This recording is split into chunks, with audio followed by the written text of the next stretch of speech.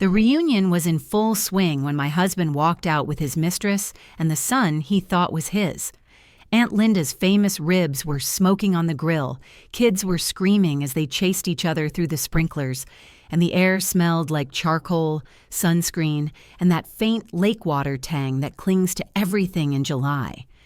80 family members had gathered at the lake house: cousins, aunts, uncles, grandparents, all of them laughing, drinking, celebrating another summer together. I stood near the picnic tables in my pale yellow sundress, the one Mark used to say made me look like sunlight, holding a pitcher of iced tea with both hands so no one would see them shaking. Then the screen door slammed open.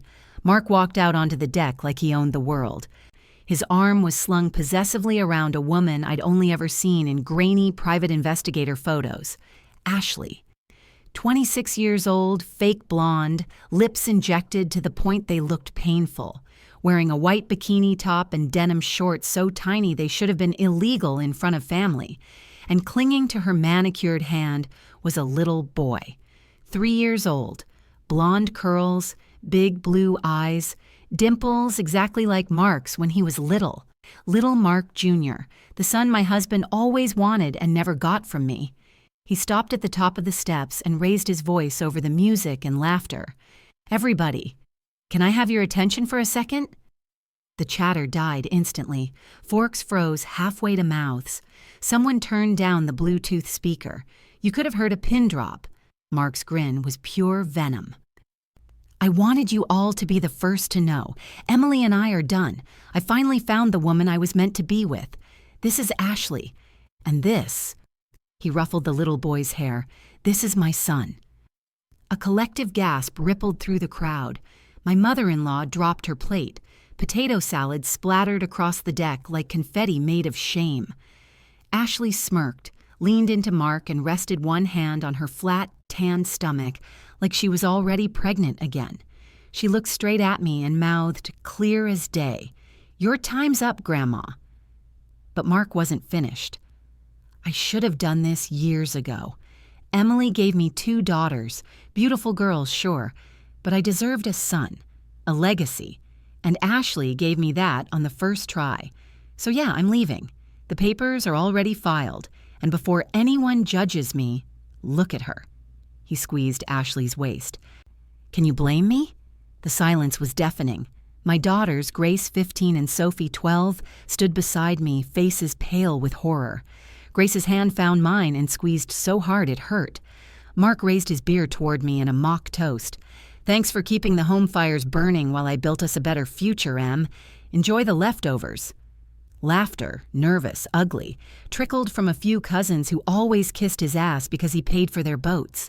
That was the exact moment I smiled, because Mark had no idea the envelope in my purse was about to burn his entire world to the ground. If you're already furious for me, just wait, because what he did to me over the last 5 years was pure evil. And what I did back? Well, let's just say, justice has never tasted sweeter.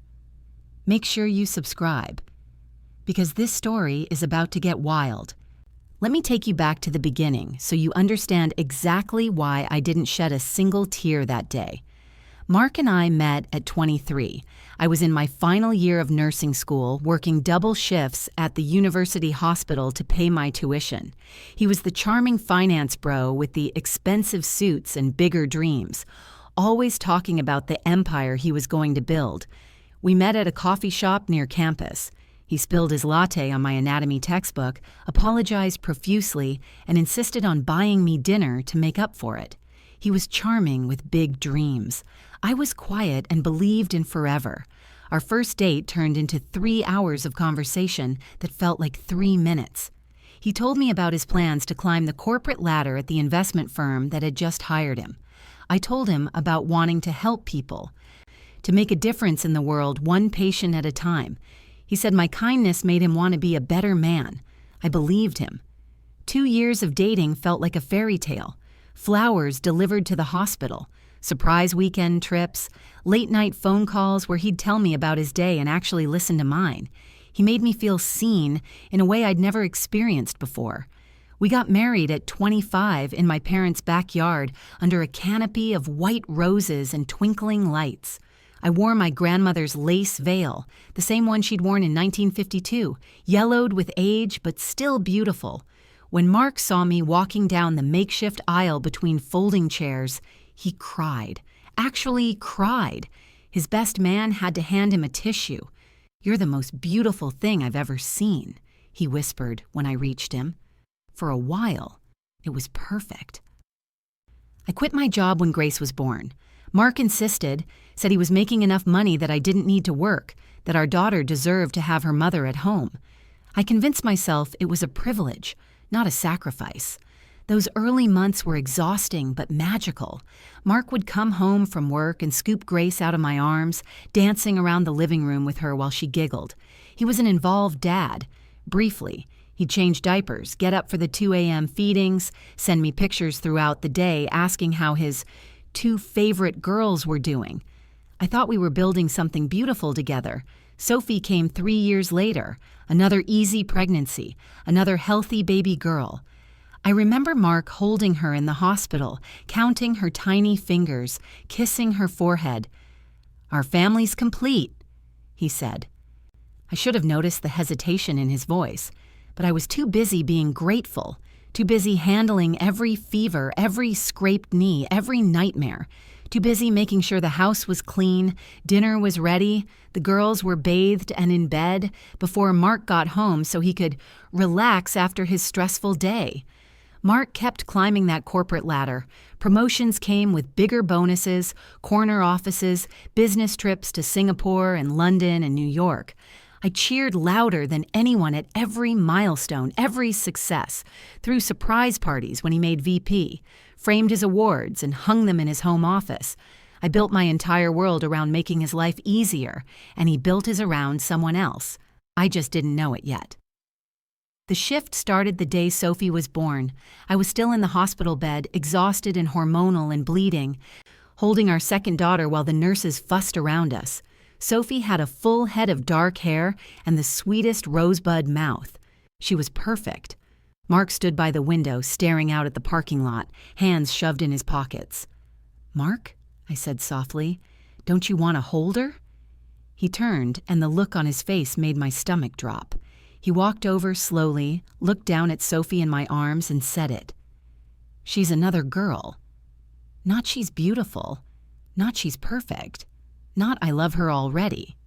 Just, she's another girl." He stared at her like she was a disappointment wrapped in a pink blanket. I laughed it off at the time, thought he was joking, that it was just exhaustion talking. New fathers say weird things, right? The nurses even chuckled awkwardly, trying to ease the tension. But when I looked at his face, I knew. He wasn't joking. Something changed in Mark after that day. It was gradual at first, so subtle I convinced myself I was imagining it. He started staying late at work. Monday nights turned into Tuesday and Wednesday nights too. He'd text around 7. "Big project. Don't wait up." When he did come home, he smelled like perfume that wasn't mine. Floral and expensive, clinging to his collar. I'd ask about it casually. "New office manager?" And he'd shrug, say he'd been in meetings all day. How was he supposed to know what people wore? The fight started over nothing. Dinner was cold. The house was too loud. I was letting myself go because I hadn't lost the baby weight fast enough. My hair was always in a ponytail. I wore his old college t-shirts instead of real clothes. Didn't I care about being attractive anymore? I started trying. God, how I tried. Woke up early to put on makeup before he left for work. Wore dresses around the house while watching 2 toddlers who smeared food on everything. Started meal prepping so dinner would be perfect and hot exactly when he walked through the door. He barely noticed. The desperate attempts were just beginning, but I didn't realize I was already fighting a losing battle. You can't compete with someone who's already decided you're not enough. And Mark had decided that the moment he looked at our second daughter and saw another girl instead of the son he thought he deserved. I lost 30 pounds trying to keep him interested. counted every calorie, ran on the treadmill in the basement after the girls went to bed, survived on coffee and protein shakes while cooking full meals for my family. I dropped from a size 12 to a size 4 in 6 months. My clothes hung off me. My wedding ring spun around on my finger. Mark didn't say a word about it. I started wearing lingerie to bed, uncomfortable lace things that dug into my ribs, bought with grocery money I skimmed from the budget. I'd wait up for him, candles lit, feeling ridiculous and desperate. He'd come home after midnight, barely glance at me, and head straight for the shower. "I'm exhausted, Em. Can we not tonight?" We hadn't been intimate in months. I planned romantic weekends, found deals on cabin rentals in the mountains, arranged for my sister to watch the girls, packed his favorite snacks for the drive. I'd present the plans excitedly, watching his face for any sign of the man who used to surprise me with weekend trips. He'd cancel last minute, every single time. "Babe, work thing came up. Rain check?" There was never a rain check. Grace started asking questions. Why doesn't Daddy come home anymore? She was only 6, but she noticed everything. The empty chair at dinner, the bedtime stories I read alone, the way I'd check my phone obsessively, hoping for a text that never came. "Daddy's working very hard for us," I'd say, forcing brightness into my voice, "so we can have nice things." Sophie was too young to understand, but Grace's eyes would narrow like she knew I was lying. I made excuses for him. To the girls, to his parents, to myself. He's under so much pressure at work. He's trying to provide for us. This is just a phase. All marriages go through rough patches. Then came 2020. I found the first text by accident. His phone was on the counter, lighting up while he was in the shower. I wasn't snooping, I swear I wasn't, but the preview showed on the lock screen. Can't wait to see you tomorrow, baby. 2:14 a.m. Who texts at 2:14 in the morning? My hands shook as I picked up his phone. I knew his passcode. He'd never bothered to change it from our anniversary. I opened the message thread. Hundreds of texts, months of conversations, pet names and inside jokes and plans to meet up, heart emojis and eggplant emojis and things that made me want to vomit on my kitchen floor. When Mark got out of the shower, I was sitting at the table with his phone in front of me.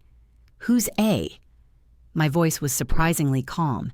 He didn't even flinch, just wrapped his towel tighter and launched into the most masterful gaslighting performance I've ever witnessed. It was a coworker. They were friends. I was being paranoid and insecure. Was I seriously going through his phone like some crazy person? Did I not trust him? After everything he'd done for this family? He was working his ass off while I sat at home in yoga pants, and this was the thanks he got. By the end of the conversation, I was apologizing. "I'm sorry for snooping. I'm sorry for not trusting you. I'm sorry for being insecure." That was the first real crack in my heart. The suspicious behavior got worse. Hotel charges on the credit card bill, receipts from restaurants I'd never been to, late-night client dinners that happened 3 times a week. His increasing cruelty at home, criticizing how I loaded the dishwasher, how I dressed the girls, how I nagged him about spending time with his family. I kept trying to be perfect, kept thinking if I just did everything right, he'd come back to me. I didn't understand yet that he'd already left. I discovered the full truth on a Tuesday afternoon in October. Mark had left his laptop open on the kitchen counter, something he never did. He was possessive about that laptop, always closing it the second I walked into a room, but this time he'd rushed out to an emergency meeting and forgotten it. The screen was still lit up. An email was open. From Ashley Morrison. Subject: "This month's rent. Thank you, baby." My cursor hovered over the email. Every instinct screamed at me to close the laptop, to respect his privacy, to be the good wife who didn't snoop. I clicked it anyway. "Thanks for covering rent again. You're so good to me. Can't wait for our trip to Napa next weekend. I already packed that red lingerie you love. Love you endlessly." A. I stopped breathing. Rent. Trip to Napa. Love you endlessly. This wasn't just an affair. This was a relationship. A full, established, ongoing relationship. I dove deeper, found the folder labeled A buried in his files, bank statements showing monthly transfers, $3,000 every month for the past 4 years. 4 years. While I was packing school lunches and braiding Grace's hair and reading bedtime stories and scrubbing toilets and clipping coupons to stay within our tight budget, Mark was bankrolling an entire second life. He'd bought Ashley a condo, 20 minutes from our house, paid her bills, her car lease, her gym membership, took her on vacations to Cabo and Paris and Napa, all the places he told me we couldn't afford when I suggested anniversary trips. I found the photos next. Hundreds of them. Mark and Ashley at beach resorts. Ashley in our lake house, the one that was supposed to be our family retreat. Close-ups of her hand wearing jewelry I'd never seen him buy. But the worst ones? The ones that made me actually vomit into the kitchen sink? Photos of me, sleeping. My mouth open, hair a mess, worn-out pajamas with spit-up stains, screenshots of text messages I'd sent him, desperate messages begging him to come home, to talk to me, to remember when we were happy. He'd sent them all to Ashley, for mockery. There were whole text threads of them laughing about me, my mom bod, my pathetic attempts at romance, how I let myself go, how I was so desperate it's embarrassing. Mark. She actually wore lingerie last night and waited up. I pretended to be asleep. Ashley. OMG, poor thing. Does she really think that's going to work? Mark. She has no idea I'm never touching her again. Why would I when I have you? I printed every message, every receipt, every photo. Started a folder in my desk drawer labeled insurance papers that Mark would never think to look through. Then came Ashley's text, direct to my phone, from Mark's number while he was supposedly in the shower at a hotel during a business trip. Stay in your lane, hag. He's mine now. Always has been. You're just the free nanny and maid. XOXO. She'd sent it with a selfie, her in bed, wearing Mark's dress shirt, smirking at the camera. I stared at that message for 10 minutes. Then I screenshot it, printed it, and added it to the folder. That folder would grow very, very thick over the coming months. Something crystallized in me that day. The desperate, pleading wife who'd spent years trying to win back her husband's affection. She died right there in the kitchen, surrounded by evidence of her husband's betrayal. A different woman was born, a woman who understood that some marriages can't be saved, some men don't deserve second chances, and some betrayals are so complete, so calculated, so cruel that they require consequences. I didn't confront Mark, didn't cry or scream or throw his laptop against the wall like I wanted to. I closed it carefully, left it exactly as I'd found it, made dinner, picked up the girls from school, smiled when Mark came home, late smelling like her perfume, and I began to document everything because I'd made a decision that day. This wouldn't just end. It would end with justice. Mark came home drunk on a Thursday night in March. I was in the kitchen loading the dishwasher when I heard his car pull into the driveway, the engine revving unnecessarily loud, tires squealing slightly as he parked. The front door banged open and he stumbled in grinning like an idiot, tie loosened, shirt untucked, reeking of whiskey and celebration. "Emily!" he shouted, even though I was standing right there. "Emily!" "What is it?" I kept my voice neutral, continued rinsing a plate. He practically bounced into the kitchen, phone clutched in his hand, eyes glassy with alcohol and something else. Pride.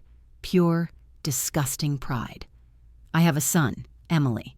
He thrust his phone in my face. A real son. My hand stopped moving. Water ran over the plate I was holding, splashing into the sink. "What?" "Ashley's an angel. She gave me what you never could." His words slurred together, but the cruelty came through crystal clear. A boy, a son, my legacy. My chest tightened. I set the plate down carefully, dried my hands on a towel, and turned to face him. "Can I see a picture?" He showed me proudly, scrolling through his camera roll like a normal father showing off his kid. Dozens of photos. The little boy had Mark's dimples, or what I thought were Mark's dimples, those distinctive ears that stuck out slightly, The same cowlick in the front that Mark hated about his own hair. His name's Mark Jr., he said, zooming in on a photo. 3 years old, smart as hell. Ashley says he's already reading. My stomach turned, but I kept my face neutral, nodded, studied the photos while my brain started working. 3 years old. Something didn't add up. When was he born? I asked carefully. March 15th, 2020. Right before the pandemic hit. Mark pocketed his phone, opened the fridge for a beer. Best thing that ever happened to me. March 2020. I did the mental math quickly. That meant Ashley got pregnant around June 2019. June 2019. Mark had been in Singapore for work, 6 weeks, May through June. I remembered because Grace had cried every night asking when Daddy was coming home. I'd circled the date on the calendar, June 28th, and we'd made a Welcome Home Daddy banner that hung in our entryway for a week. Mark had bragged about the passionate reunion when he got back, told his friends at the barbecue how much Ashley missed him while he was away, how she couldn't keep her hands off him when he returned. But I had his Amex statements. I'd gone through every single one when I started building my evidence folder. He'd flown to Vegas that June weekend with his college buddies. I had the charge from the Bellagio, the steakhouse, the strip club. And Ashley? I'd seen her Instagram stories from that same weekend. She'd been in Miami, posted photos from South Beach, tagged her location at a rooftop bar with ocean views. The timeline was impossible. Mark was in Vegas. Ashley was in Miami. But somehow, they'd conceived a child? I stood there at my kitchen sink while my drunk husband chugged his beer and did the math again and again. The little boy was conceived when Mark was across the world, or across the country, depending on which lie you believed. Either way, Mark couldn't possibly be the father. "Are you happy for me?" Mark asked, his voice taking on that dangerous edge that meant I was supposed to respond enthusiastically. "Of course," I said quietly. "Congratulations." He grunted, already losing interest in me, heading toward his office. Ashley wants him to start staying over some weekends. I told her, sure. You can handle it, right? Having a boy in the house will be good for the girls. Teach them to be less soft. The office door closed. I heard him on the phone immediately, voice lowering to that intimate tone he used to use with me. I turned back to the sink and stared at my reflection in the dark window above it. That was the moment I stopped crying and started planning, because I knew something Mark didn't, something Ashley didn't, and that knowledge was going to be the weapon that destroyed them both. I dried my hands, pulled out my laptop, and started researching DNA testing facilities. If Mark wanted a son so badly, the least I could do was make sure that son was actually his. The next morning, I became the broken wife. It wasn't hard. I'd been broken for years. I just had to make it visible, strategic, useful. Mark came downstairs hungover, squinting at the bright kitchen lights. I was already at the table, eyes red from very real tears, though not for the reasons he thought. "Mark, we need to talk," I said, voice trembling perfectly. He poured coffee, didn't look at me. "About what?" About you leaving. About Ashley. About... I let my voice break. "Please don't do this. Please, I'll do anything." He turned then, surprise flickering across his face. This was new. I'd been quiet lately, distant. He'd expected anger or silent treatment, not begging. "Emily, I love you." The lie tasted like poison, but I forced it out. "We can work on this. Marriage counseling. I can lose more weight, dress better, whatever you want. Just please don't leave us." I watched his face carefully, saw the exact moment his surprise turned to satisfaction. His shoulders relaxed, his mouth curved into a small, cruel smile. He liked seeing me broken. "I don't know, Em," he said slowly, drawing it out. "I've been unhappy for a long time. I know I haven't been a good wife, but I can change. Please give me another chance." He was eating it up. I could see it in his eyes. The power dynamic had shifted exactly where he wanted it. "We'll see," he said. in the tone you'd use with a child asking for a toy. I need time to think. I nodded, wiped my eyes, played my part perfectly. That night, I left my laptop open on the couch. Google searches visible in the history. How to survive divorce. Can you die of a broken heart? Is my marriage over? How to win husband back from affair? Mark walked by, glanced at the screen. I saw him pause, read the searches, saw his smile. He thought he'd won. The performance continued for weeks. I became the perfect picture of a desperate, pathetic wife. Texted him constantly, made his favorite meals, cried at appropriate moments. Let him see me falling apart, and Mark became bolder. He started bringing Ashley to the house during school hours. I'd come home from grocery shopping and smell her perfume in the air, that expensive floral scent that clung to everything. Find evidence of her presence scattered around like breadcrumbs. Ashley's underwear in the laundry basket, mixed in with Mark's clothes. Lipstick stains on my pillowcases, a shade I'd never wear. Coffee mugs in the sink with her lipstick print, a shade called Vixen Red that cost $45 a tube. I knew because I looked it up. Her perfume on the couch cushions, in my bedroom, on Mark's shirts. One day I came home to find Junior's tiny shoes by the front door, little blue sneakers with Velcro straps, size 9 toddler. They sat next to Mark's work shoes like they belonged there. I picked them up slowly, carried them to Mark's office where he was working. Mark, these were by the door. He barely glanced up. Oh yeah, Ashley brought Junior by, wanted to show him his future home. His future home? Mark's smile was vicious. Get used to it, Em. He'll be living here soon, full time. Ashley and I are making plans. I felt my hands shake, genuine rage mixing with my performance. I let the tears come. How could you? I whispered. Mark laughed. Actually laughed. How could I? How could you let yourself go so badly I had to find someone else? I left the room, went to my bedroom, and cried into my pillow so the girls wouldn't hear. Then I photographed the shoes. Time-stamped. Detailed notes in my evidence log. March 15, 2021.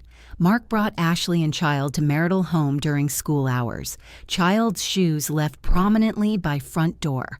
Mark stated child will be living here soon. Witness, NA, photo evidence attached. I photographed everything. The lipstick on the pillows, the underwear, the coffee mugs. Built an irrefutable timeline of Mark's affair being conducted in our home around our children. Every piece of evidence was cataloged, dated, backed up in 3 separate locations. Grace and Sophie knew something was wrong. They were living with the tension, feeling their family fracture even if they didn't understand why. I found Grace crying in her room one night after Mark had yelled at her for leaving her backpack in the hallway. "Mom, why is Daddy so mean now?" she asked, her 15-year-old face looking so much younger in the dim light. I sat on her bed, pulled her close. "Baby, I promise you this is going to be okay. Things are hard right now, but they won't always be. Just trust me." "Are you and Daddy getting divorced?" I could have lied. Probably should have. But I'd made a decision not to lie to my daughters anymore. "I don't know yet, honey. Maybe. But if we do, I promise you and Sophie will be okay. I will make sure you're okay." Sophie appeared in the doorway. Her 12-year-old face set in determination. "I hope you do divorce him," she said fiercely. "He's mean to you. He's mean to all of us." I held both my daughters that night, promising them silently that their father would face consequences for what he'd done. Not just to me, to them. Because that's what this had become. Not just about me and Mark, about Grace and Sophie watching their father choose another woman, another child, over his own daughters. Mark thought he was watching me break. He had no idea I was documenting his destruction, piece by piece, photo by photo, cruel word by cruel word. He thought I was falling apart. I was building a case that would bury him. I found Richard Morrison's name on a forum for divorced women. He was expensive, the kind of expensive that made me gasp when I saw his retainer fee. But the reviews were unanimous. He gets results. Best PI in the state. Worth every penny. He buried my ex. I called from a burner phone while parked behind a Target, hands shaking as I dialed. Morrison Investigations. A gruff voice answered on the second ring. Hi, I need help. My husband is having an affair and I need evidence. When can you come in? Today? Now? There was a pause, the sound of papers shuffling. I have an opening at 3. Can you make it? His office was in a nondescript building downtown, sandwiched between a bail bondsman and a tax preparation service. The waiting room was small, clean, impersonal. A receptionist who looked like she'd seen everything and was surprised by nothing buzzed me through. Richard Morrison was in his 50s, gray hair, sharp eyes, wearing a polo shirt and khakis. He looked more like someone's dad than a private investigator. But when he shook my hand, his grip was firm and his gaze was assessing. Mrs. Thompson, have a seat. I sat across from his desk, my purse heavy with the initial evidence I'd gathered. The folder felt like it weighed 100 pounds. Tell me what's going on, he said simply. I laid it out, all of it. The affair, the second family, the money, the cruelty.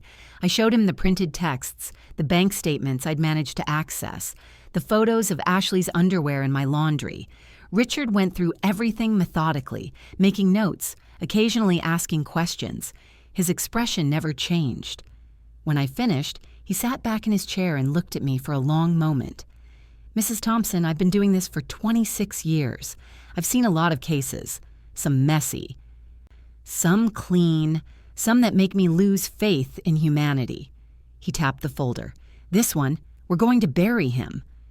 Relief flooded through me so intensely I almost cried. Can you really get me everything I need? Everything and more.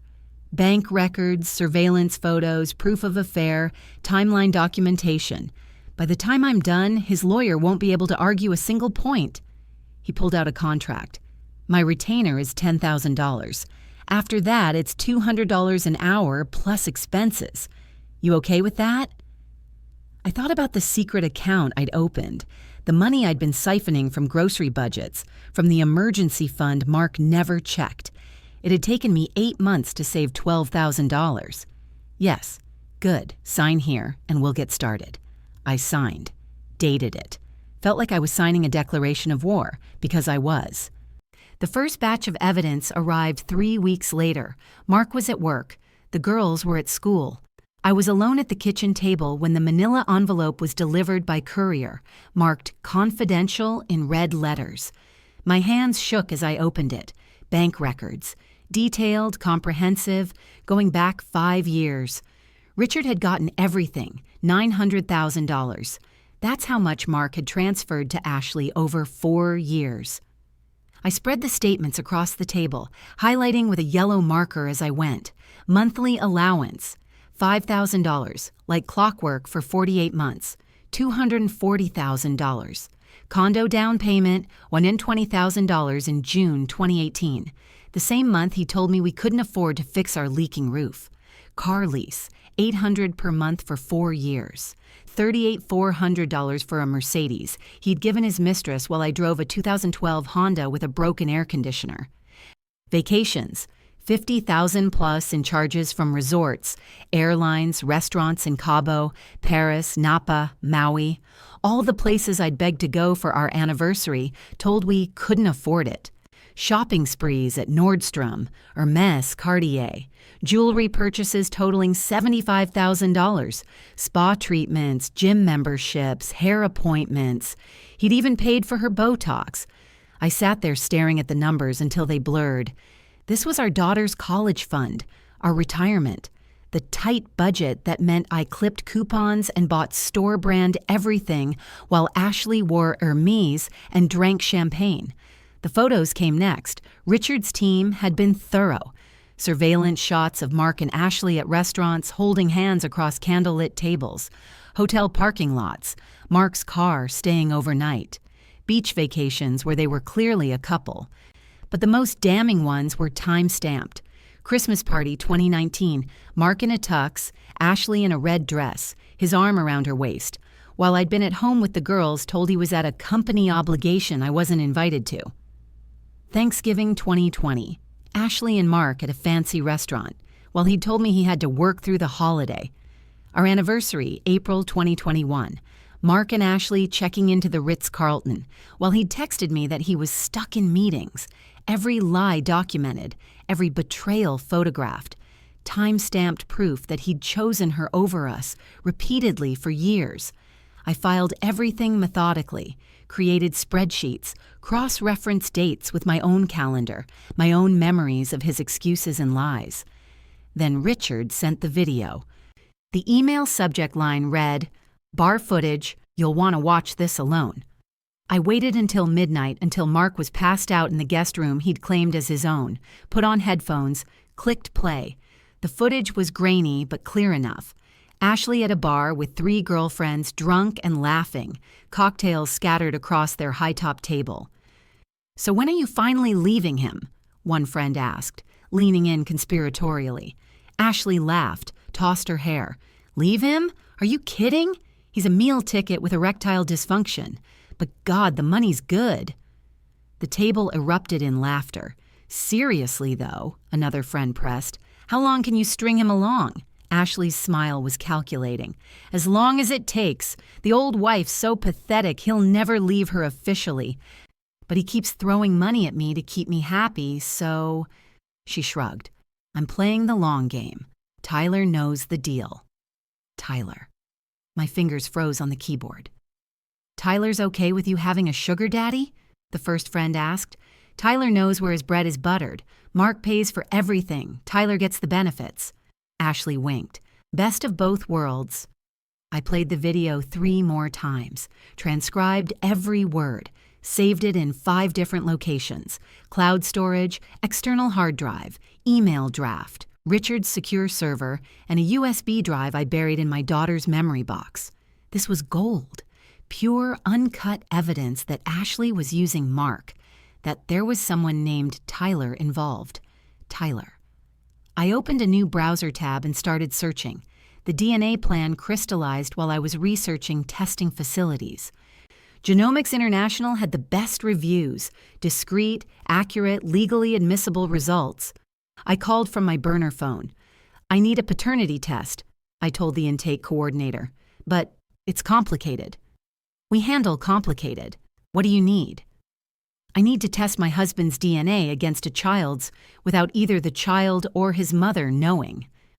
There was a pause. "That's legally gray. We'd need proper consent." "The husband can consent. I can make that happen. And the child—" I thought quickly. "The child is 3, too young to consent anyway. This is for a custody case. We need to know before proceeding." Another pause. "Samples need to be viable. Hair with follicle, blood, cheek swab. Can you obtain these?" "Yes." "Then we can help you. But I need both samples properly documented." I hung up feeling like I'd just taken another step toward justice. Getting Mark's DNA was easy. His electric razor sat on the bathroom counter filled with hair and skin cells. I waited until he was at work, then carefully collected samples with tweezers, sealing them in the evidence bags the lab had sent. Mark walked in while I was finishing. "What are you doing?" I didn't even flinch. "Cleaning. This place is disgusting. You shed worse than a dog." He grunted, already losing interest. "Whatever." Sample secured. But Junior's DNA? That would be trickier. I couldn't exactly walk up to Ashley and ask for a cheek swab. So I waited. Watched Ashley's Instagram obsessively, scrolling through her endless stream of perfect life posts. Junior at the park, Junior eating ice cream, Junior at the zoo. Then she posted it. A photo of Junior at a children's salon sitting in a rocket ship chair, a hairdresser holding scissors. The caption, "My baby's first haircut." And in the next photo, a white envelope slightly open, showing blonde curls tied with a blue ribbon. The comments poured in. "So precious." "Frame it." "Such a sweet keepsake." My brain started working. I created a fake Instagram account, found mom influencers to follow so it looked legitimate. Then I commented on Ashley's post from this account. "So precious. My girls did the same thing. Still have theirs in memory box. Such a sweet keepsake." Ashley replied within an hour. "Absolutely. These moments matter." I waited 2 days, long enough for it to not seem connected. Then a package arrived at my door. No return address. Inside, a Ziploc bag with blonde curls, and a note in Ashley's handwriting. Thought you'd want this for your memory box, loser. He's ours now. I stood in my doorway holding that bag and started laughing. She thought she was taunting me. She'd handed me the smoking gun. I sent both samples to Genomics International that same day. Express processing. 3-week turnaround. The longest 3 weeks of my life. I continued my performance. Desperate wife. Falling apart. Begging Mark to stay. He loved every second of it. Got bolder. Crueler. The email from Genomics came on a Tuesday morning. Results ready. Secure portal access. I was in my car in the grocery store parking lot. Clicked the link with shaking hands. The PDF loaded slowly, line by line. Alleged father, Sample A, Mark Thompson. Child, Sample B, Mark Thompson Jr. Match, probability, 0.0%. Conclusion, the alleged father is excluded as the biological father of the child. I read it 3 times, then I started laughing in my car, crying and laughing simultaneously, my hands shaking so hard I could barely hold my phone. Mark had spent 4 years raising another man's child. Mark had thrown away his daughters, his marriage, his entire family for a son that wasn't even his. The cosmic justice of it was so perfect I could barely breathe. Mark was paying for another man's child while calling his own daughters disappointments. I saved the PDF, printed 5 copies, locked the original in my safety deposit box, and started planning exactly how I was going to reveal this truth to the world. Tyler Patterson. The name from the bar video haunted me. Tyler knows the deal, Ashley had said. Mark pays for everything. Tyler gets the benefits. I dove into Ashley's Instagram with the focus of an archaeologist excavating a tomb, scrolled back years through her carefully curated feed of beaches, brunches, and bikini shots, and there he was, tagged in a photo from April 2018, Tyler Patterson, 6'4" if the comparison to Ashley was accurate. Blonde hair, blue eyes, that classic quarterback jaw. He was wearing board shorts and a tank top, Ashley's head resting on his shoulder, both of them grinning at a Miami sunset. The caption, "My person." The date, 3 months before Junior was conceived. I clicked through to Tyler's profile, public. He clearly wasn't concerned about privacy. Former college quarterback for University of Miami. Now a personal trainer at an upscale gym in South Beach. His bio included a flexing emoji and living my best life. I scrolled through his photos. Beach workouts, protein shakes, mirror selfies showing abs that probably required a full-time job to maintain. And sprinkled throughout, Ashley. Not recently. She'd clearly cleaned up her social media presence once Mark got serious. But going back? They were everywhere together. Beach trips, concerts, parties, music festivals, pool days. The comments on these older photos were telling, cutest couple. Goals. When's the wedding? I created a spreadsheet, cross-referenced dates. Tyler posted from a Miami beach bar, June 15, 2019, 10:47 p.m.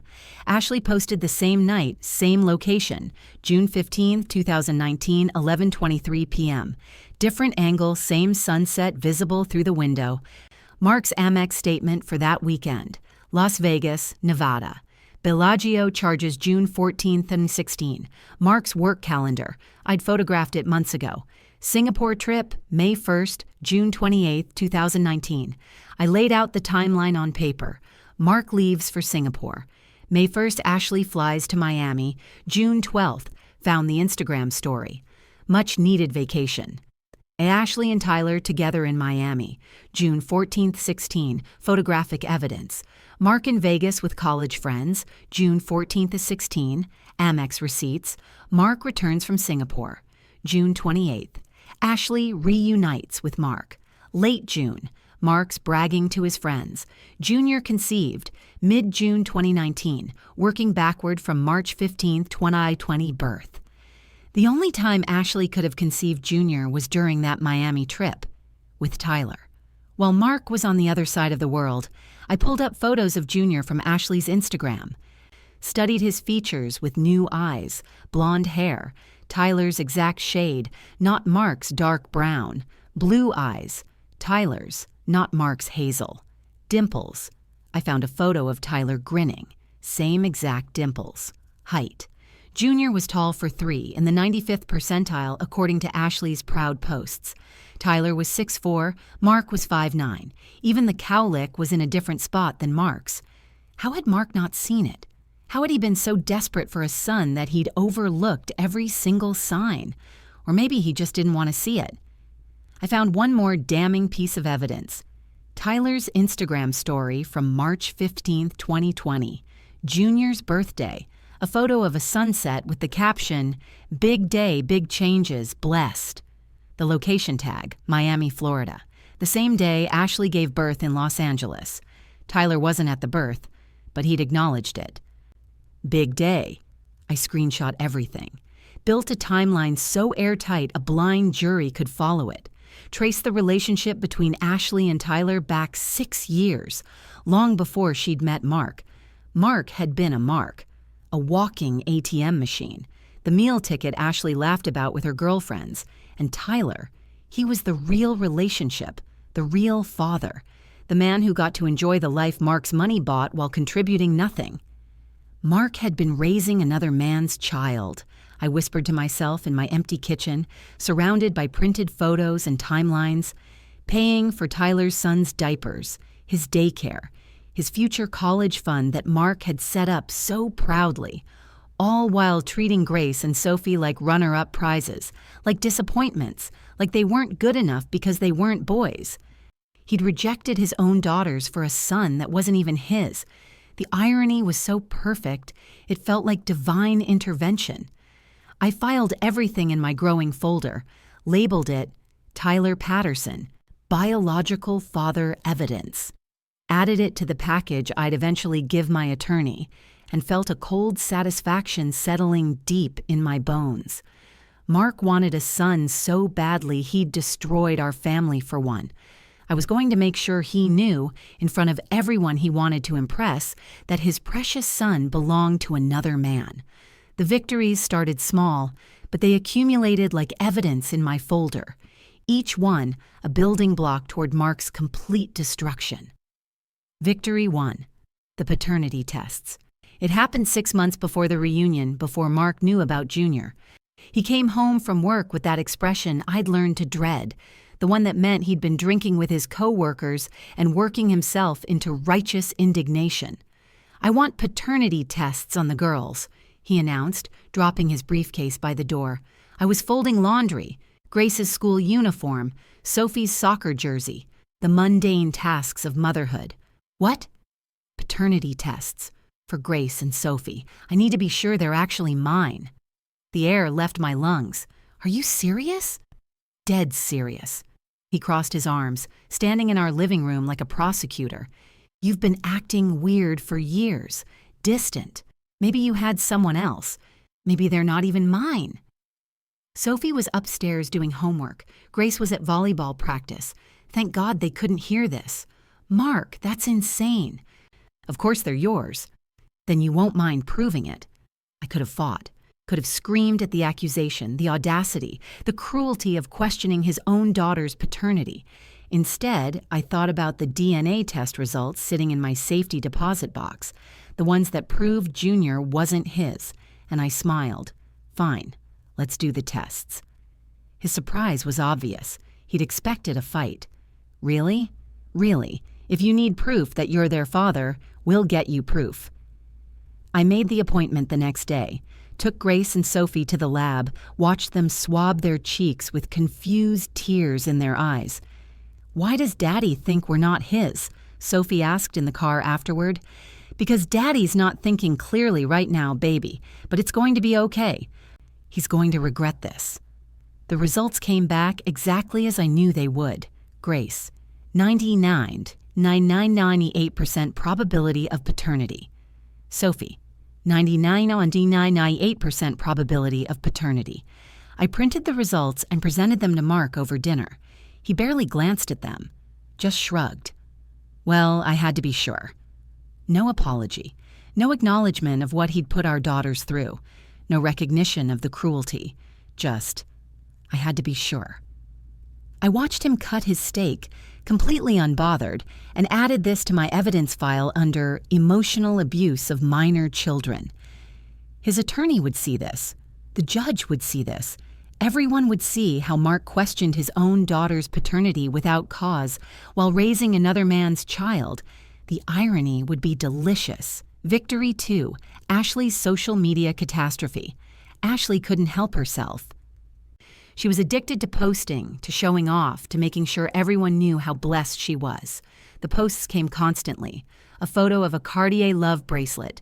When your man knows how to treat you right. Designer shopping bags from Hermes. Treated myself today, well, he treated me. Weekend trip to Napa. Wine country with my love. Photos in my lake house, taken when I wasn't there, when Ashley convinced Mark to take her up for romantic weekends. I recognized my kitchen backsplash, my living room furniture, my deck overlooking the water. She was documenting her affair in my home and posting it publicly. I screenshot every single post, time-stamped, saved the GPS location data that Instagram embedded, created a catalog organized by date, location, and expenditure. The comments section was equally damning. Her friends knew exactly what was happening. "Girl, you landed a good one. He's so generous. Lucky you. When are you going to make it official?" Ashley's responses were telling. He's finally with someone who appreciates him. Some women just don't know how to keep their man happy. Patience pays off, ladies. Every comment, every response, every boastful post went into my evidence file. My attorney would use these in court. Proof of ongoing affair. Proof of financial misconduct. Proof that Ashley knew exactly what she was doing, knowingly pursuing a married man for financial gain. And when the fraud case built around Junior's paternity came out, these posts would show premeditation, intent, a pattern of deception. Ashley was building her own prison one Instagram post at a time. Victory 3, corporate misconduct. The discovery came accidentally while reviewing Mark's email metadata that Richard had obtained. Ashley Morrison. Her last name was right there in the email chain. Ashley Morrison listed as a consultant for Morrison Media Group. Morrison Media Group, which had a contract with Mark's company. A contract Mark had approved. A contract worth $500,000 annually. I pulled up Mark's company policy handbook, publicly available on their website. Page 47, Section 12, Conflicts of Interest. Employees were explicitly forbidden from having personal relationships with vendors, contractors, or consultants. Such relationships must be disclosed immediately or result in termination. Mark had not only failed to disclose the relationship, he'd actively concealed it while approving her company's contracts. That was fraud. Embezzlement. Grounds for immediate firing and possibly legal action. I drafted an anonymous email to Mark's HR department, attached timeline documentation, bank records showing transfers to Ashley personally, photos of them together at company events where she'd been listed as consultant, sent it from an untraceable account. Then I waited. Within 2 weeks, I noticed Mark was stressed, taking calls in his car, coming home angry. "Work shit," he'd mutter when I asked. I knew better. The corporate noose was tightening. An HR investigation had been opened. I'd checked through a friend who worked at his company. I'd sent her flowers and a careful inquiry about issues at her workplace. She'd texted back, "There's some investigation happening. People are being interviewed. Something about financial misconduct." Perfect. Victory 4, winning the daughters. Dr. Martinez's office became our sanctuary. I'd started taking Grace and Sophie to family therapy 3 months earlier, ostensibly to help them process the changes in our family. Really, I was building documentation and giving them tools to testify if needed. Dr. Martinez was brilliant. She helped the girls articulate what they'd been feeling. Grace's journal entry, read aloud in session. Dad said Sophie and I were disappointments because we're not boys. He said boys are worth more than girls. That made me feel like I'm worthless to him. Sophie's drawing, a family with 2 stick figures, her and Grace on one side, Mark on the other, a big X between them. The sessions were recorded with consent, documentation for custody hearings. But more importantly, they helped my daughters heal. Helped them see that their father's rejection wasn't their fault, that his cruelty said everything about him and nothing about their worth. "Mom's the only one who's always been there," Grace told Dr. Martinez one day. "Dad's just gone. Even when he's home, he's not really there." "If they get divorced, I want to live with Mom," Sophie added firmly. "Dad doesn't even like us." I never badmouthed Mark, never had to. I just answered their questions honestly. Is Dad having an affair? Yes. Does he have another family? He has a relationship with another woman and her son. Does he love them more than us? I can't speak to what's in your father's heart, but I can tell you that you are precious, valuable, and loved by me. The girls grew fierce in their loyalty, started documenting Mark's behavior on their own. Grace kept a journal. Dates, times, cruel comments, broken promises. Sophie started filming, little snippets on her phone when Mark didn't know. "You girls need to be quiet. You're giving me a headache." "Why can't you be more like Junior? He's so easy." "Maybe if you were boys, I'd want to spend time with you." Evidence. Mountains of evidence. From the mouths of children. When Mark's attorney tried to argue for custody, he'd face his own daughter's testimony, their journals, video evidence of his cruelty. He wouldn't stand a chance. Victory 5. Financial protection. Patricia Chen's office was on the 40th floor of a downtown skyscraper, all glass and steel and power. She was legendary in our state, specialized in high-conflict divorces, reputation for absolutely destroying unfaithful spouses in court. I laid everything on her massive oak desk, the bank records, the photos, the timeline, the DNA results. She went through it methodically, her perfectly manicured nails tapping against the papers, her expression unreadable behind designer glasses. When she finished, she looked up at me. "Mrs. Thompson, I've been doing this for 20 years. This is the most airtight case I've seen in my career." "Can we win?" "Win? We're going to annihilate him." She opened her laptop. "Let's talk strategy." We spent 3 hours planning. Patricia's approach was surgical. First, secure marital assets. I added my name to every deed, every account I could access.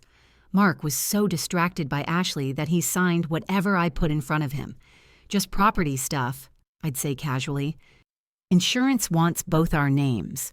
He'd scribble his signature without reading. The lake house, now in both names. The investment accounts, joint ownership. The retirement funds, protected. Grace and Sophie's college funds, transferred to trusts in my name only. Second, document every expenditure to Ashley. Patricia wanted ammunition for the fraud case. Third, build the custody case. My sessions with Dr. Martinez, the girls' journals. Everything showed Mark's unfitness as a primary parent. "He won't get more than supervised visitation," Patricia said confidently. "Not with this evidence." Fourth, time the revelation. Patricia advised waiting for maximum impact. "You want this public?" she asked. "Yes." "Then we wait for the perfect moment. When he's surrounded by people he wants to impress, when he thinks he's won. Then we destroy him." I told her about the family reunion, Mark's plans to introduce Ashley and Junior. Patricia's smile was sharp. "Perfect. We'll have him served the week before. Let him think the divorce is amicable, splitting assets fairly. Then at the reunion, you reveal the DNA results.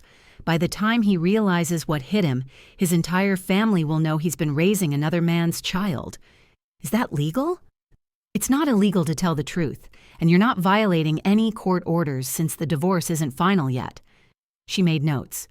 "We'll document everything, bring copies of the DNA results. I want his parents to see proof." I left her office feeling like I'd just armed myself for war, because that's what this was, war. And I was building a fortress while Mark built a house of cards. Mark announced it over dinner on a random Wednesday. "I'm going to bring Ashley and Junior to the family reunion," he said, twirling pasta on his fork. "It's time everyone meets my real family." Grace dropped her fork. Sophie's eyes filled with tears. I took a careful sip of water, swallowed, and said exactly what I'd rehearsed with Patricia. If that's what you want, your family should meet them. Mark's head snapped up, surprised. He'd expected a fight. Really? Really? I kept my voice neutral. Why not the annual reunion? Your parents will be there, everyone you want to impress. Might as well make it a big announcement. I watched his face light up. This was exactly what he wanted, an audience, a stage, everyone watching while he unveiled his better family. That's actually a great idea. He was already planning it in his head. Yeah, the reunion. Perfect. I'll make sure the girls and I are there, I added, for closure. He nodded, already texting Ashley the plan. He had no idea he was walking into an ambush. The yellow dress I bought it 3 days later. Pale yellow, fitted at the waist, flowing skirt that hit just below my knees. Simple, classic, beautiful. The same style Mark used to love when we were first married. He'd told me once that yellow made me look like walking sunshine. I tried it on in my bedroom, alone, looking at myself in the full-length mirror. It still fit perfectly. Better, actually. The stress weight loss had left me smaller than I'd been in years. I wanted Mark to see exactly what he was throwing away. More than that, I wanted him to remember, to feel that flicker of what we'd had before he destroyed it, before his cruelty, before Ashley. The yellow dress would be my armor. Sunshine before the storm. Rehearsing the speech. Late at night, after the girls were asleep and Mark was at Ashley's, I practiced. Stood in my bedroom holding a printout of the DNA results facing my reflection. This is a certified paternity test, I said to the mirror, voice calm, controlled, not angry, just factual. Mark submitted his sample voluntarily. The results show 0% match. I practiced the timing, the pauses, the way I'd hold up the paper so everyone could see, not theatrical, just clear. Grace caught me one night standing in the doorway in her pajamas. "Mom, what are you doing?" I turned, holding the envelope. "Practicing." "For what?" "For ending this." I gestured to the papers. "For making sure your father faces what he's done." She came into the room, sat on my bed. "Are you scared?" "No," I realized. "I'm ready." Grace smiled, and it was fierce. "Mom, you're amazing. You're like a warrior or something." "Not a warrior, just a woman who's done being quiet." She hugged me tight. I can't wait to see his face. Preparing the evidence, I printed everything in duplicate, triplicate, quadruplicate. DNA results, 5 copies. 1 for me, 1 for Patricia, 1 for Mark's parents, 1 for my parents, 1 backup. Bank statements, highlighted and tabbed. Every transfer to Ashley marked in yellow. Timeline of affair, a visual chart showing 4 years of lies. Photos in plastic sleeves, organized chronologically. Tyler evidence. His Instagram photos with Ashley, the Miami timeline, Junior's physical resemblance.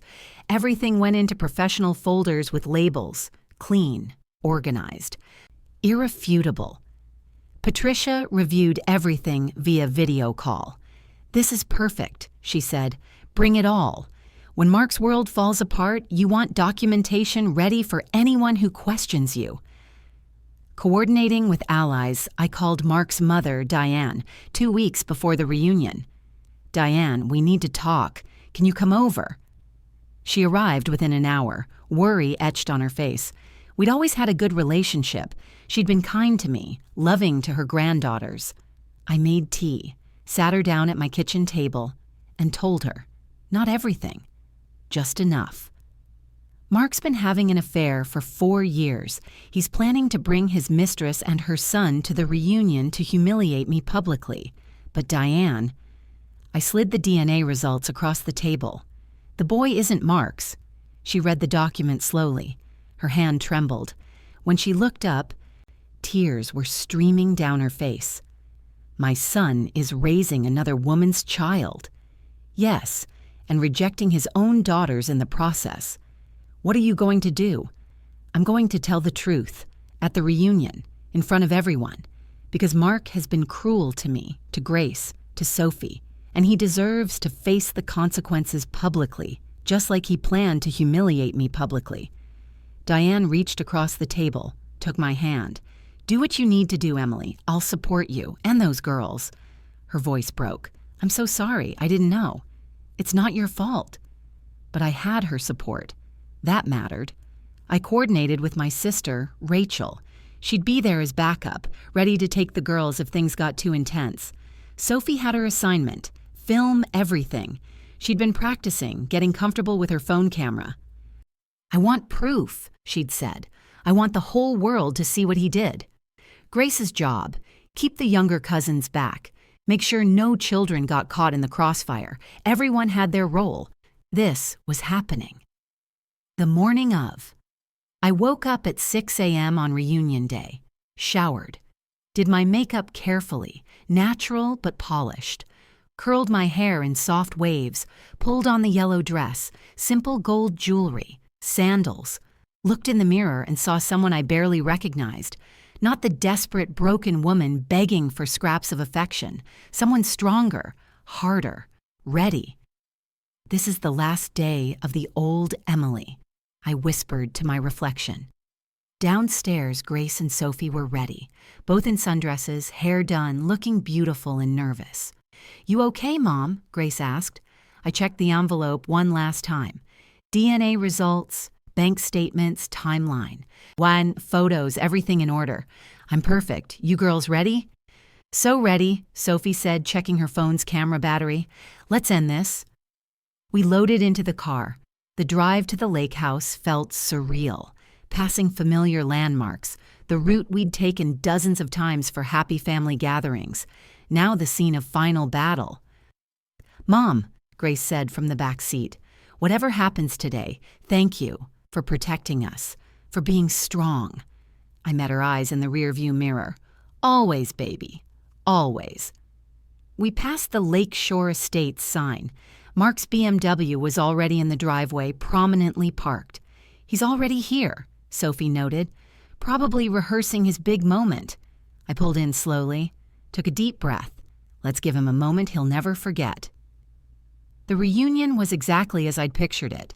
Aunt Linda at the grill, her famous ribs sending up fragrant smoke, cousins playing cornhole on the lawn, kids in the sprinklers screaming with joy, music from a Bluetooth speaker, beer cooling in ice-filled coolers, the smell of lake water in summer, 80 people, everyone Mark wanted to impress. I walked through the crowd in my yellow dress, carrying my purse with the envelope inside, forced pleasant conversations with relatives who looked at me with sympathy. "How are you doing, really?" Aunt Linda asked, hugging me tight. "I'm okay," I lied. Or maybe it wasn't a lie anymore. Really. "We heard Mark's bringing someone." "He is. It'll be fine." I caught sight of Mark across the yard. He saw me in the yellow dress, and something flickered across his face. Recognition, memory, maybe regret. Then his expression hardened. He turned away. He was waiting for his moment. The girls stayed close. Sophie had her phone ready. Grace positioned herself near the younger cousins, ready to keep them back from whatever was about to happen. Rachel stood near the deck steps, arms crossed, looking like a bodyguard. I sat down at a picnic table, poured myself iced tea from a pitcher, held it with both hands so no one would see them shaking. Then I heard the engine. A white Mercedes pulled into the driveway. Ashley's car. The crowd noticed. Conversations faltered. People turned to look. Ashley emerged first, wearing a white bikini top and denim shorts so short they could have been underwear, a cover-up slung over one arm, designer sunglasses, heels. She lifted Junior out of the car seat. 3 years old, blonde curls, big blue eyes clinging to her hand. Mark crossed the yard to meet them. Put his arm around Ashley, ruffled Junior's hair, looked out at his family with pride and possessiveness written all over his face. "Look what I made," his expression said. The painful irony. He had no idea that little boy shared none of his DNA. I watched him walk toward the deck, Ashley on his arm, Junior between them, the picture of a happy family. My daughters flanked me. Grace's hand found mine under the table. "It's almost time," she whispered. I nodded, set down my iced tea carefully. The envelope in my purse felt heavy, powerful. Mark stepped onto the deck, raised his voice to get attention. This was it, his moment and mine. Just a little longer, I whispered back. The storm was about to break. The screen door slammed open with a crack that silenced half the conversations. Mark stepped onto the deck like a king ascending his throne. His arm was wrapped possessively around Ashley's waist, fingers spread wide across the white fabric of her bikini top. She wore those obscene denim shorts and heels that sank into the deck wood, her other hand holding Junior's tiny fingers. The little boy looked confused by all the attention, his blonde curls catching the late afternoon sun. Mark raised his voice over the music, over the sizzle of ribs on the grill, over the laughter of children. Everybody, can I have your attention for a second? The chatter died instantly. Forks froze halfway to mouths. Someone's beer stopped mid-tilt. Uncle Jack fumbled with his phone, turning down the Bluetooth speaker until the only sound was the distant laughter of kids in the lake and the soft crackle of charcoal. All eyes turned to the deck. 80 people waiting. Mark's grin expanded across his face like a wound. Venom and victory mixed in his expression. I wanted you all to be the first to know. He paused for effect, clearly enjoying his moment. Emily and I are done. The first gasps rippled through the crowd. Aunt Linda's hand flew to her mouth. My father's jaw clenched so hard I could see it from across the yard. Mark continued, louder now, feeding off the shock. I've finally found the woman I was meant to be with. This is Ashley. He gestured to her like she was a prize he'd won. She smirked, preened under the attention, struck a pose with one hip cocked. And this, Mark ruffled Junior's hair, his voice dropping to something almost tender, this is my son. The collective gasp was audible, sharp, shocked. Mark's mother, Diane, dropped her plate. Potato salad splattered across the deck like confetti made of shame, chunks of egg and mayonnaise staining the wood. Ashley leaned into Mark, pressing her surgically enhanced chest against his arm. Her hand drifted to her flat, tanned stomach in a gesture so obvious it might as well have been a billboard. She looked straight at me across the yard and mouthed, slow and deliberate so I couldn't miss it. Your time's up, Grandma. I smiled back, because she had no idea what was coming. Mark wasn't finished with his performance. He'd been planning this moment, probably rehearsing it in his head for weeks. I should have done this years ago, he said, and I watched Grace flinch beside me like he'd struck her. Emily gave me 2 daughters, beautiful girls, sure. His tone suggested they were consolation prizes. But I deserved a son, a legacy. Sophie's hand tightened around mine under the picnic table. I squeezed back. Just wait, I wanted to tell her. Just wait. And Ashley gave me that on the first try. Mark squeezed Ashley's waist, pulled her closer. So yeah, I'm leaving. The papers are already filed, and before anyone judges me... He looked around at his family, daring them to speak. Look at her. Can you blame me? The silence was deafening, suffocating. No one spoke. Some people looked down at their plates. Others stared at Mark like they'd never seen him before. A few shot sympathetic glances at me. Poor Emily, so humiliated, so broken. Grace's hand found mine and squeezed so hard it hurt. Beside her, Sophie was already filming, phone positioned low and subtle. Mark raised his beer bottle toward me in a mock toast, his grin cruel and triumphant. Thanks for keeping the home fires burning while I built us a better future, Em. He took a long drink, then added, Enjoy the leftovers. Nervous laughter trickled from a few cousins, the ones who'd always kissed Mark's ass because he paid for their boat repairs and loaned them money they never repaid. That was the exact moment I smiled, really smiled, because Mark had given me everything I needed. The audience, the cruelty, the public humiliation he thought he was inflicting on me. Time to return the favor. I stood up slowly, deliberately, reached into my purse, the same purse Ashley had once accidentally spilled red wine on at a Christmas party, and pulled out the manila envelope.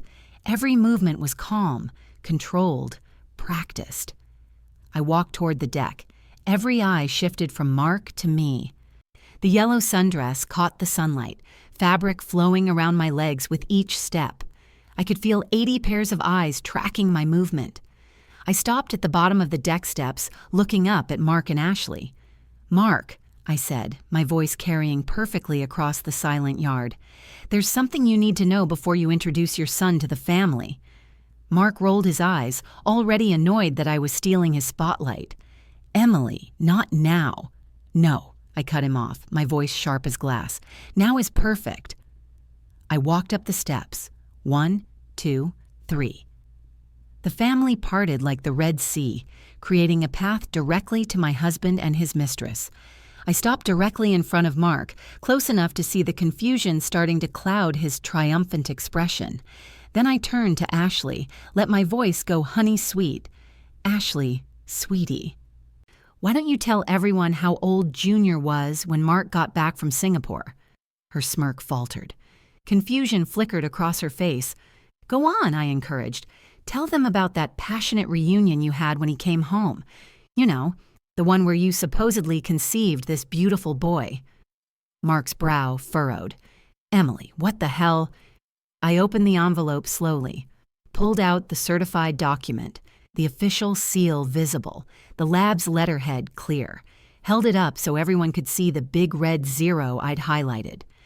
"This is a certified paternity test," I announced, my voice projecting to every corner of the yard. "Conducted by Genomics International, one of the most respected DNA facilities in the country." I paused. Let that sink in. Mark submitted his sample voluntarily last year. Remember, honey, when you demanded paternity tests on Grace and Sophie? When you were so sure I'd cheated? I turned to address the family directly. Spoiler alert. Grace and Sophie are 99.998% his biological daughters. I have those results too, filed with my attorney. Gasps erupted. Someone started crying. My sister Rachel, tears streaming down her face. I turned back to Mark, held up the current test results. But this test? I waved the paper slowly. "This is for Mark Jr., the son you're so proud of, the legacy you deserved, the boy you threw away your entire family for." Perfect pause. Let the tension build. And guess what? I looked Mark dead in the eyes. He's 0% related to my husband. Ashley went white.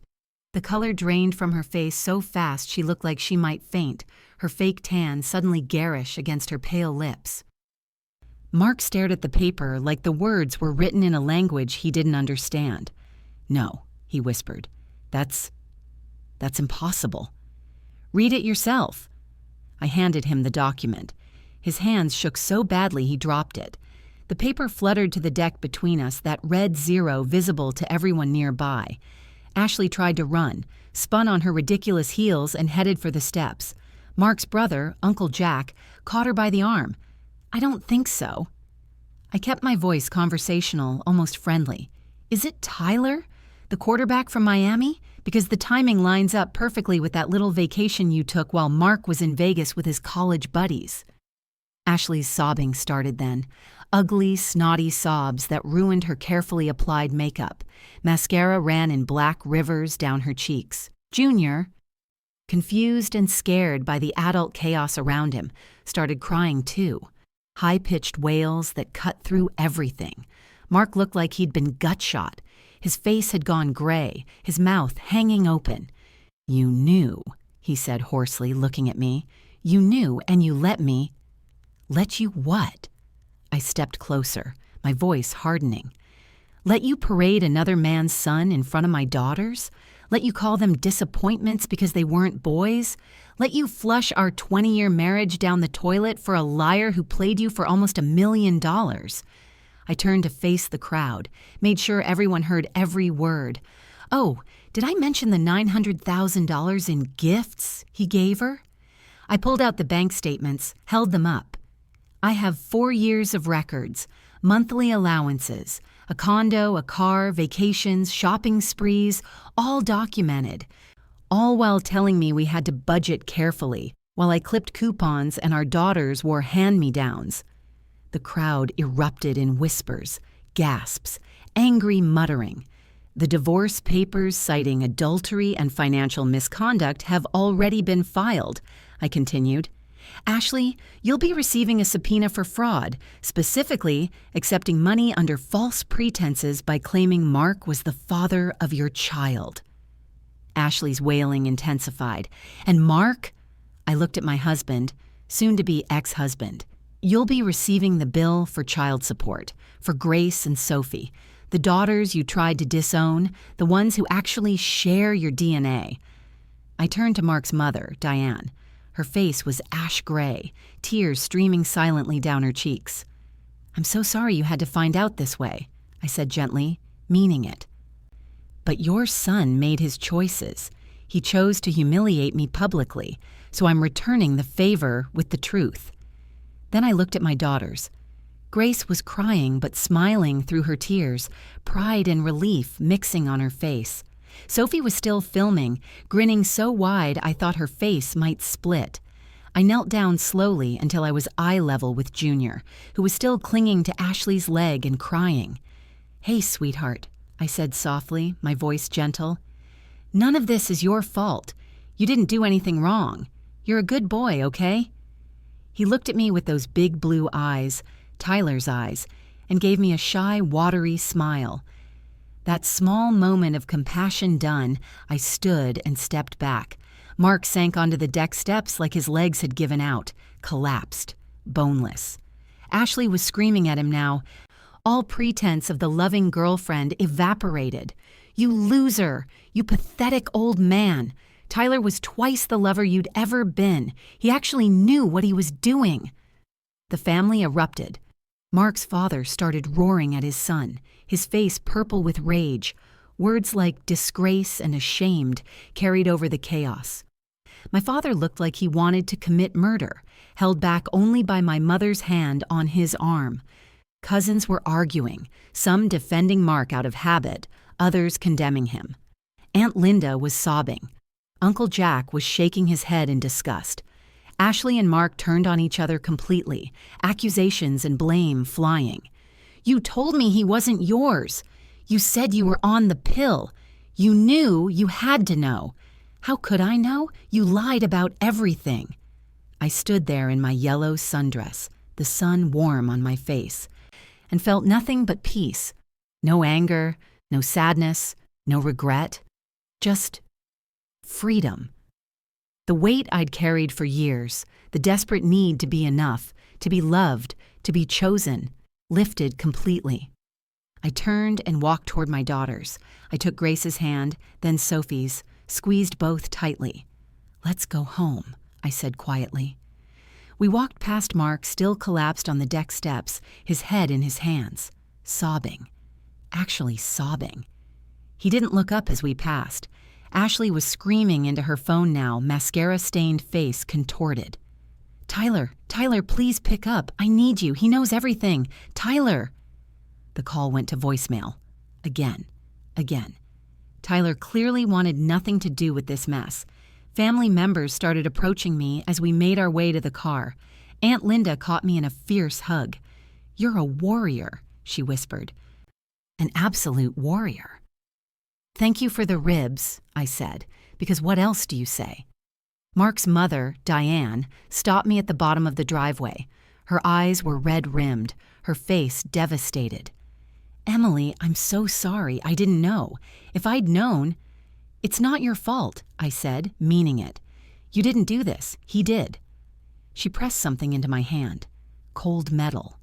Keys. The lake house, she said. It's yours now. I'm transferring the deed. He doesn't deserve it. You and the girls do. Diane, I can't take it, she insisted, her voice fierce. Please, let me do this one thing right. I closed my fingers around the keys, nodded. Thank you. She hugged me tightly, whispered in my ear, You gave me 2 beautiful granddaughters. He gave me shame. I choose you. When she pulled back, she turned toward the deck where Mark still sat. As for my son, he's on his own. We loaded into the car. Sophie bounced in the back seat, reviewing footage on her phone. Mom, this is gold. It's all here. Every word. His face when you showed him the test? Priceless. It's going to go viral. Sophie, we're not posting this, I started. I know. But for evidence? For court? This is perfect. Grace was quieter, processing. She stared out the window as I pulled out of the driveway. Is it really over? She asked softly. I looked in the rearview mirror, caught her eye. It's over, baby. We won. Good. Her voice was fierce. He deserved it. In the rearview mirror, I could still see Mark, collapsed on the deck steps, surrounded by scattered DNA results and the ruins of his announcement. Ashley's white Mercedes was already peeling out of the driveway, tires squealing. She was leaving him, just like he'd feared. Mark got smaller and smaller in the mirror as I drove away, a shrinking figure against the backdrop of the lake house that was now mine, surrounded by a family that would never look at him the same way. The yellow dress stood out against the gray car seat. The sunset was beginning, painting the sky in shades of orange and pink. What happens now? Sophie asked. Now? I turned onto the main road, the lake house disappearing behind the trees. Now we go home, we have dinner, we start planning our new life. Without Dad, Grace said. Not a question, a statement. Without Dad. And we get the lake house? Sophie's excitement was building. Can we go swimming there this summer? Can I invite friends? Yes to both. The girls chattered in the back seat, planning summers and sleepovers and how they'd redecorate their lake house bedrooms. Their voices were lighter than I'd heard them in years. My phone buzzed. A text from Patricia, my attorney. Call me when you can. I'm assuming from the texts I'm getting that the reunion went well. I smiled, typed back one-handed, better than well. He knows everything. His whole family knows. I have video. Her response was immediate. Perfect. We're going to destroy him in court. Justice served, family intact, future wide open. I glanced once more in the rearview mirror, but the lake house was long gone. So was the woman I'd been. Desperate, pleading, broken. The woman driving this car heading home with her daughters was someone new, someone stronger, someone free. The divorce was finalized in record time. 90 days from filing to final decree, almost unheard of in our state. But Judge Martinez had looked at the evidence Patricia presented and made her decision swift and brutal. Adultery, financial misconduct, emotional abuse of minor children. She'd read from her notes, looking at Mark over her glasses. Mr. Thompson, in my 30 years on the bench, I've rarely seen a case this clear-cut. Mark got nothing. The itemized destruction of his life read like a receipt for karma. Lake house, mine. Diane had signed it over before the divorce was even final, wanting nothing of her son's shame attached to the property. The deed sat in my safe deposit box, my name alone on the title. Primary custody. Lost. Grace and Sophie had chosen me without hesitation. Mark got supervised visitation every other weekend, which the girls refused 70% of the time. The court couldn't force teenagers to see a father they despised. His job gone. The corporate investigation Patricia had predicted concluded 3 weeks after the reunion. Affairs with vendors violated company policy. Mark was fired for cause. No severance. His reputation in the finance world destroyed. No one would hire him after that. Savings wiped out. Legal fees, back child support for the 4 years he'd underpaid while sending money to Ashley. The equitable distribution that gave me 65% of marital assets. His retirement account was split. His investment portfolio divided. He'd gone from wealthy to broke in 6 months. Reputation obliterated. The reunion had 80 witnesses. The story spread through our social circle like wildfire. Everyone knew. Everyone sided with me and the girls. Invitations dried up. Friends stopped returning his calls. Ashley's fate was equally satisfying. She'd sold her story to a tabloid for quick cash. Billionaire's mistress tells all. Except she wasn't smart enough to just tell the truth. She lied, claimed I'd been abusive, that she'd rescued Mark from a toxic marriage. Patricia sued her for defamation so fast Ashley's head spun. We won $250,000 in damages. Ashley's social media disappeared overnight, deleted in humiliation. She ghosted Mark II, his money dried up, blocked his number, moved to a different state. Last I heard, she was working retail at a mall in Arizona, living with her mother, while Tyler, the real father, wanted nothing to do with Junior. Refused child support claims, refused visitation, denied paternity despite the obvious physical resemblance. Mark's current life was a portrait of consequences. He lived in a one-bedroom apartment in the worst part of town, the kind with bars on windows and sirens at night, drove for Uber and DoorDash to make child support payments. The supervised visitation he was granted happened at a depressing facility with fluorescent lights and plastic furniture. I'd seen him once, by accident at a stoplight. He'd aged a decade in 6 months, lost 30 pounds from stress, hair gone gray at the temples, deep lines around his eyes that hadn't been there before. His LinkedIn profile, which he'd once kept meticulously updated with every promotion and achievement, now just said, seeking opportunities. Unemployed, broke, alone. The man who'd had everything, a devoted wife, 2 beautiful daughters, a successful career, respect, had lost it all. For a lie. For a woman who never loved him. For a son who wasn't his. I used the settlement money to start the Nevertheless Foundation. Named after my tattoo, it provided free legal consultations, therapy referrals, and financial planning for betrayed spouses rebuilding their lives. Women who'd been exactly where I'd been, gaslit, cheated on, financially abused, convinced they were worthless. We'd helped over 200 women in 6 months. The foundation grew faster than I'd expected. Donations poured in. Lawyers volunteered their time. Therapists offered sliding scale rates. We rented a small office downtown, hired 2 part-time staff members, created a website with resources. I started speaking at women's conferences, telling my story, not for revenge, that chapter was closed, but to inspire others, to show them that you can rebuild, that you can rise from the ashes of betrayal and become something stronger. You don't need revenge, I'd tell audiences. You just need truth and patience. The truth will handle the revenge for you. The standing ovations made me cry every time.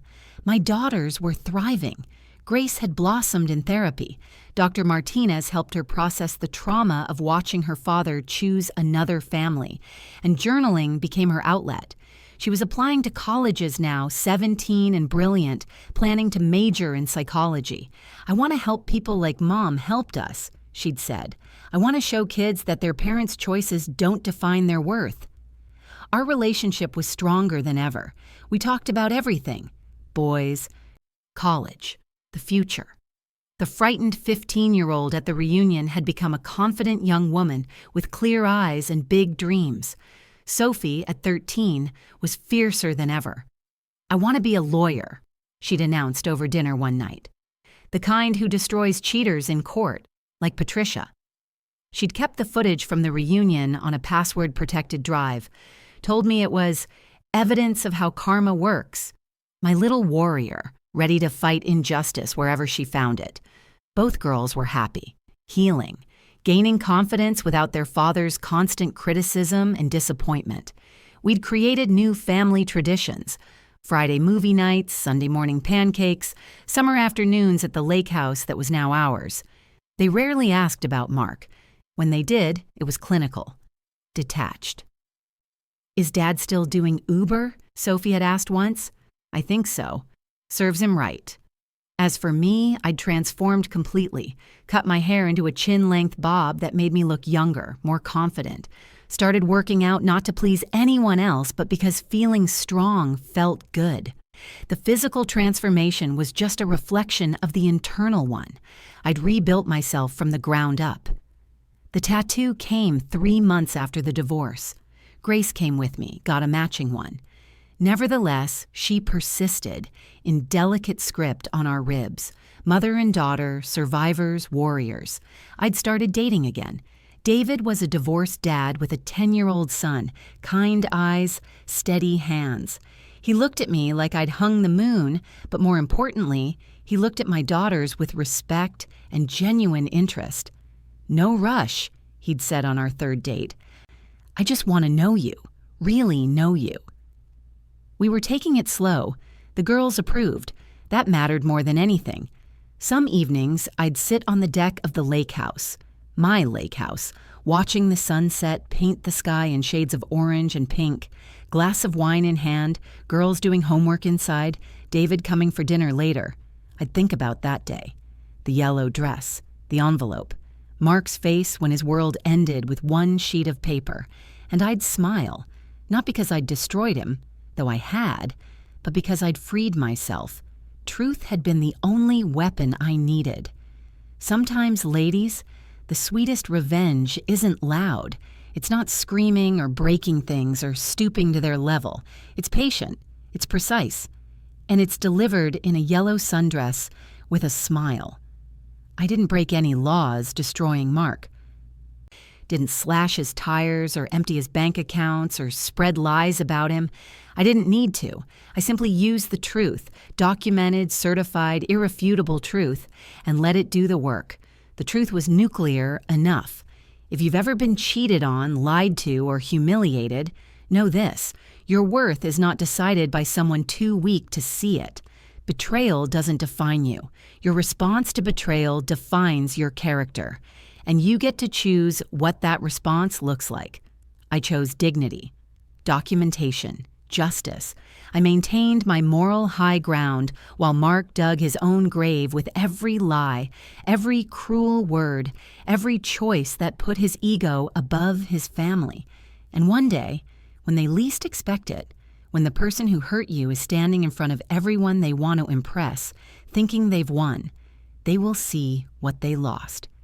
They will regret what they threw away, and you will be so far ahead, so healed, so whole, that you won't even look back. The yellow dress hangs in my closet now. I wear it occasionally. To foundation events, to speaking engagements, once to a date with David. It's no longer armor, just a dress, a reminder of the day I chose myself, but I don't need it anymore. I am the sunshine now. So tell me in the comments, which city or country are you watching from? Have you ever had a revenge moment that felt this good? Or are you going through this right now, wondering if you'll ever feel whole again? You will. I promise you will. Like and subscribe for more stories of women who refuse to stay broken. Women who rose from the ashes. Women who learned that the best revenge is simply becoming the person their betrayer could never deserve. We rise. Every single time. I'm Emily, and this is my story of the day I wore a yellow dress and changed everything. The day I stopped being a victim and became victorious. The day truth became my weapon and patience became my power. The day I proved that some endings are actually beginnings in disguise.